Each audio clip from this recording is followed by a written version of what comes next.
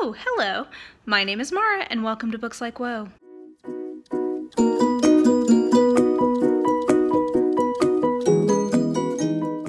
So, we're doing another informal video here in my reading nook. Not too much editing, me just sort of rambling and trying to make a video out of it. We'll see how this goes. I have seen a resurgence recently in a video idea that I always really liked, but forgot about for whatever reason. So I have been seeing a few of them and I was like, oh yeah, I always wanted to do one of those. And that is predicting books that I think I am going to give 5 stars to. So this is basically like me calling my shot. Like, okay, I think that this will end up being a 5-star read. Now for me, a true 5-star read means it is an all-time favorite. So that's like a high bar to clear, because I think the ones that I've picked, I think comfortably, I'm pretty sure that I'm gonna give a 4.5 to. Like, I feel pretty good about that. But clearing the bar to get to the 5 is less common. So some of these are like reaches, some of these are me being a little ballsy, and some of these are you know, I think pretty safe. You know, it's interesting because in theory, like theoretically, you would never pick up a book that you didn't think you were going to give 5 stars to, or that you didn't think would be like an all-time favorite, but that's not how reading actually works. Like, there are plenty of books on my TBR that I'm like, oh yeah, if this gets a 3, then that will be fine. Because you're not always reading to find an all-time favorite. Like, sometimes you're reading just to pass some time. Sometimes, like for me, I really like what I call brain candy type books that are just like bad, like they're not good books, but they basically are an alternative to like a Friends rerun or something, like something that just will turn my brain off. So anyway, it's sort of interesting to think about the fact that that all books on our TBR aren't ones that we expect to be 5 stars once we read them. Anyway, that's a total side note. So anyway, let's just get into these. I have 6. I should have just picked 5, like 5 books that I thought I would give 5 stars to. But anyway, I've got a bonus 6th one. Let's start with that because it's the one that I'm like almost confident is going to be an all-time favorite, and that is, I think it's called Magic Triumphs. It's whatever the last Kate Daniels book is that's coming out in August. I've got that shit pre-ordered. I cannot wait. It's wrapping up the main plot of the Kate Daniels world. There's another book in that universe that's coming out, I think next month, called, I think, Iron and Magic, something like that. It's, I think, 9.5 or something. That's Hugh's storyline, so I'm very excited for that. Anyway, all that to say, Magic Triumphs is coming out in August.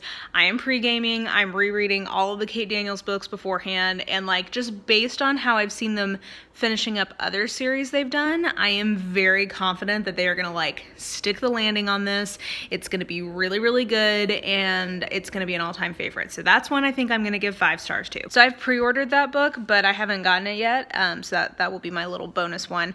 And maybe, actually, I was just looking at my physical bookshelf. I should take a look at my ebook shelf. I may come back here in a minute and do that. But anyway, here are 5 physical books anyway that I think I will give 5 stars to. Okay, the first one I don't think is too crazy of a pick, and that is Housekeeping by Marilynne Robinson, because Gilead is an all-time favorite book for me, and this is her first novel and like the one that she was like very acclaimed for years and years and years. So like, I mean, it's a Picador modern classic. It is a modern classic, and yeah, I mean, I love her writing, so pretty sure this is gonna be amazing. So yeah, I'm gonna guess that this will probably be a 5-star book for me. So that's kind of a gimme one.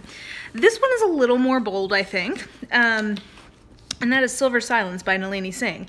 Now, this is the first book in the second series arc in her Side Changeling series. So I've finished the first arc. I still need to read Allegiance of Honor, which is sort of like the transition book, and then this is the first one. The reason I'm guessing that this is going to be one of my favorites is just because I like the heroine. I know her. I really like her. I've been very intrigued by her. And the hero is the leader of a clan of magical bear shifters in Russia. So that just says to me that I'm gonna love this. So yeah, maybe not. I mean, like, there's only a couple of books in this series that I've given 5 stars to. Like, there's a few 4.5 and a lot of like 4 stars. But I'm gonna go out on a limb and say this is gonna be like an all-time favorite in that series. So that's a little riskier of a guess. Then I've got, sorry, as my book stock goes down, I'm going to be getting lower. This one is another one that I think is a little bit of a risky pick, but just based on how much everybody else loves it and the fact that it has a trope that I very much like, I'm gonna guess that this is a 5 star. And that is The Lies of Locke Lamora by Scott Lynch. This is one that I think I'm doing a buddy read with Beautifully Bookish Bethany and Leanne's Library in June, so I will soon find out what I think about this book. But yeah, this has a heist at the center of it, which I love. I think that there is some romance happening, and I tend to like that as like a side element in my books. And I think that there's a lady pirate, and yeah, that is very good for me. So considering how much this just has general love and fantasy readers, and the fact that it has some tropes that I really like, I think I'm gonna guess that this is gonna be a 5 star and that I'm gonna really like this and that I'm gonna keep going in the series and enjoy it. So we've got that one. Then we've got some nonfiction. We Were 8 Years in Power by Ta-Nehisi Coates. I love Ta-Nehisi Coates as a thinker. Like, I love reading like all of the essays that he puts out just like randomly.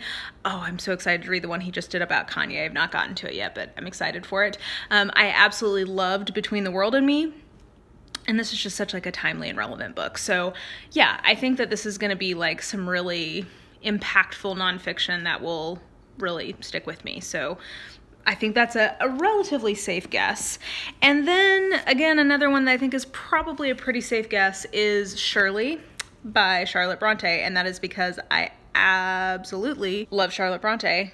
Jane Eyre is my all-time favorite book, and Villette was, I think, probably like a 4-star book for me, but I don't, you know, I'm gonna be a little optimistic, so maybe this is a little bit of a stretch. We'll see. I'm gonna guess Shirley is gonna be one that I end up giving 5 stars to, so I don't think I'm gonna read that this year.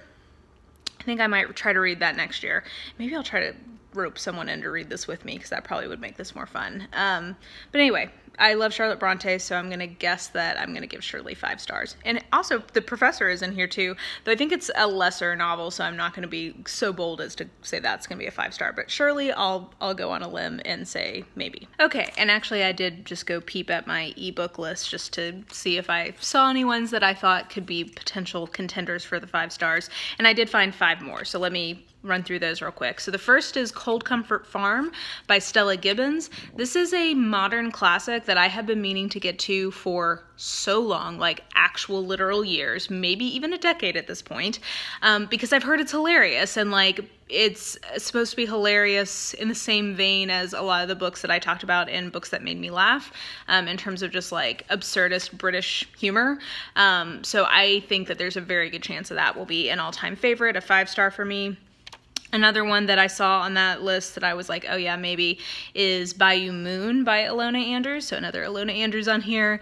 She's pretty, you know, they're a pretty strong contender to get 5 stars for me, just because I really love their world building and their writing style and all that. And the reason I think Bayou Moon could be a 5 star for me from them is that in that little 4-book series, a lot of people cite that one as their favorite one. So I think that there's a good, and I really like the first one. I think that was like either a 4 or 4.5 star book. So I think that Bayou Moon very easily could end up being 5 stars from them.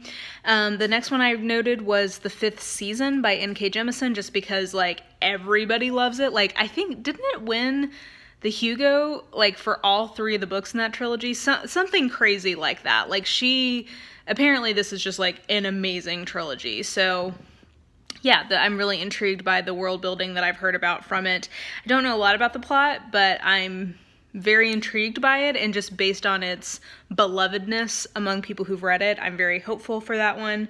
The next one I made a note of was Shrill by Lindy West, just because I enjoy listening to her when I've like heard her interviewed on things and stuff, and yeah, she just seems awesome. And I think it's basically a book about like it's a book about feminism. It's like a memoir / essay type book. That's a genre I really like. It's a topic I really like, and it's an author I really like. So I think that there's a very good chance that that could be 5 stars. And then finally, I do not know. It has taken me so long to get to this sequel, but The Rook by Daniel O'Malley is one of my all-time favorite like fantasy type books, or like urban fantasy, I guess, or like magical realism-ish type books. I absolutely loved that book. And Stiletto is the sequel, and I've somehow not yet read it because it is quite long, so I think that that's part of it for me, is that I'm just sort of like not been in the mood to read something that long, like to focus on it, and I know that I'm gonna like it, so I want to make sure I'm giving myself space to really enjoy it. So anyway, I've just been putting it off, but I think once I get to Stiletto, there's a very good chance it could be a 5-star book. So anyway, that is, I guess, 10, 11, something like that, books that are on my TBR that I think could be 5-star books. It was interesting though when I was looking through my TBR, realizing how few of these there really are. And again, I think it's just because for me, a true 5-star book, I am happy if I get like 3 or 4 of those a year. I have a lot more 4.5 star books. I would say I usually end up having, let's say, 20 to 25 of those a year. And I saw a lot of books that I was like, I bet that would be a 4.5, which on Goodreads I round up to 5 stars, so I guess it looks like it's 5 stars. But for me, a true 5-star book is like an all-time favorite, and those are not as easy to come by. So for what it's worth, those are some of the ones that I think could make the cut. But yeah, I think that that will do it. If you enjoyed this video, please like, subscribe, follow me on the social medias if you are so inclined. I have all that information listed in the description box below. And I hope you guys were okay with this more casual style. And I just will talk to you guys soon. Hope you're having a good one. Bye!